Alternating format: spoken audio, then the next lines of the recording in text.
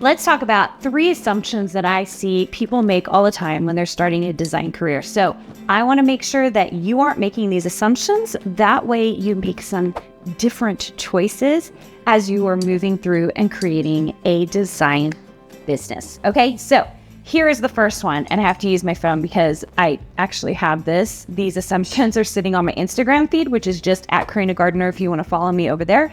But the first one is motivation in the beginning does not lead to mastery in the middle. Now, what do I mean by that? That means if you're very excited as you are jumping off to create this design career and you think that's going to last, then I am here to tell you that mastery in the middle is the hardest part about this business. Everyone gets very excited at the beginning. They're making all the things, and then they're not seeing a lot of sales, or it's difficult to make sales at the beginning. And then they're frustrated, and then they kind of, it piddles off, or it's kind of they continue to make it their side hustle. I'm here to tell you that the small things that we do day in and day out, that is totally boring, like making sure and getting on and doing your production files, zipping them up and uploading them, things like that. The boring stuff, that is what makes successful design businesses. That's the thing that gets people really building something special. And if you can get through that, it's not motivating. It's not even fun. If you can get through that, you can have a successful design career. Okay. All right. The second one is that you will not be able to figure out how to make money from either cheap memberships or YouTube videos. This is one I personally, you guys know, I put some Illustrator videos on YouTube just to get people started. If you're kind of like struggling and you want to kind of play around and stuff, that's not the way you're going to learn how to make sales. In fact, I rarely see anything about sales except for on my own podcast on the internet when it comes to relation to design. Why? Because most designers who teach do not know how to make sales. That's the thing that's very fascinating. Or if they do, they don't understand the strategies, or they're stealing the strategies from people who have made sales, right? Most of them are teaching skills. And there is nothing wrong with that. Skills is a very important part of a design business. We have to learn skills. But the part that's difficult is teaching sales and understanding how to make sales on a consistent basis. And so I just want you to be aware, there is that assumption that you can learn anything you need to on the internet. It's just not true. And I have been teaching, I teach on this podcast, I teach on my YouTube channel, and I will tell you that I do not tell you the juicy bits that go in my program. Why? Because people paid for that. And so I want to make sure I'm giving them individual advice that gets them to where they need to go, right? Information's not free, just like college is not free, right? We pay for things like degrees, certifications, and education. And that's just still the way of the world. It's not something that has changed. So, and for the most part, I will say this, most of the people out there that are looking to create a design career, they need motivation. So it is very, very, very hard to stay motivated. And just like I said, motivation at the beginning does not lead to mastery in the middle. It's all those little steps of things that we don't want to do that are not very motivating that brings that kind of mastery. All right. And number 3, this one I love, that you do not need a design education to become a designer. I think this is the one I feel like I've been fighting for several years that people don't, even before my program, you guys, like even before I was selling anything in the digital space for teaching, is I was always surprised when people would come to me and ask to be an intern. And oh my gosh, the number of people who wanted to intern for me because they wanted to know how I was making money as a designer.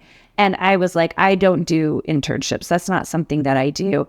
And it's because they were looking for someone to give them a free education. Education is not free. It's just not. Whether you're going to university or you're joining an online program, like all of the good stuff happens, and I say this in Design Bootcamp, behind a paywall. That's why bootcamp costs money, right? If you come to bootcamp, it's happening behind a paywall at a very, very low rate, so we can give you a little bit of information to get you going. And that's the thing about design. Everybody thinks that if you're just talented enough and you're artistic enough, then you can do it. Now, here's the thing. You can do it. Absolutely. I can teach almost anyone to become a designer. That actually is one of the things I really, really believe. If you are willing to sit down at a computer next to me, I could teach you how to design and how to become a good designer, right? But I don't have time to do that to everybody in the world for free, correct? Yeah. So anyone who's worth their salt and know what they're doing, they're going to charge a bit, maybe even a lot. As some of you know who've come to a boot camp or know how much our program is, we don't make it cheap on purpose because we want people who are truly committed, okay? So these are assumptions I see out there. Don't let them be assumptions that you are making as well, that you're going to just somehow doggy paddle your way and make it happen. It is very, very difficult. What instead I'm going to recommend to you is go out and try to get the things that I've already discussed. Do pay for the cheap programs. Anything that you can afford that you can do them. Absolutely do them. The more education you do on yourself, the better your program, your business will be. That's all there is to it. The more education you give yourself, that means reading books. I read a lot of books. I also reread books. Anything I think is good, I'll reread it and take notes in it. It always makes me laugh when I see some of my notes after I've read a book like 3 years later.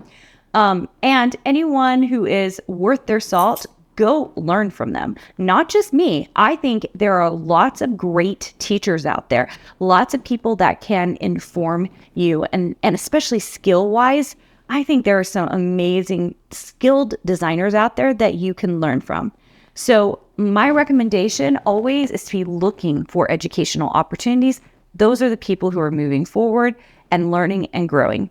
Now, if you're past all the assumptions, which I hope you are, that you're like, you know what, I'm going to figure out ways to do this. What I really want you to be thinking about is how do you implement your design business in a way that it does make profits. That's the thing you're going to be thinking about, right? Not just how to get skill. Guess what, you guys? Skill is the easy part to get. That's what we teach at a 4-year university. That's what you will see almost every online class out there teach. You can see there are tons of places where you can learn just Illustrator. If you want to just learn Illustrator, by all means, there's a gazillion ways just to learn Illustrator. Do I think those are the right ways for designers? Not usually, and I'll tell you why. If you've read my book, Design, Profit, and Prosper, you know I talk about the good, better, best model. Good is mastery of the software. It is the lowest level of being a designer. Being a great designer, you have to go all the way to best. And I highly recommend, if inexpensive, once again, education, go grab the book. It's designprofitprosper.com.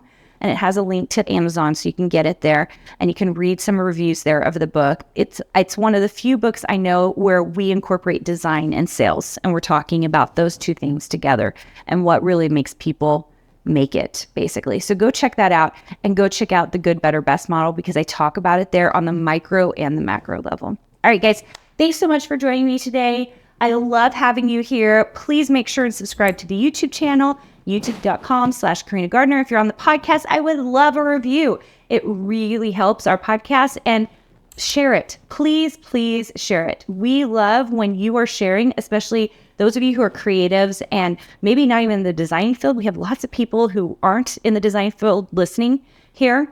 And you have a creative friend who needs to hear this. I talk to a lot of people who are in creative fields adjacent to design, and the information here is just as relevant for the music industry or the YouTube industry or anything video editing for the creative industry. A lot of it is very similar. So hopefully that helps you, and I'll see you guys soon. Hey, did you know that you can visit me at makeanddesign.com to learn more about this podcast and join my VIP group for weekly freebies? I can't wait to see you there.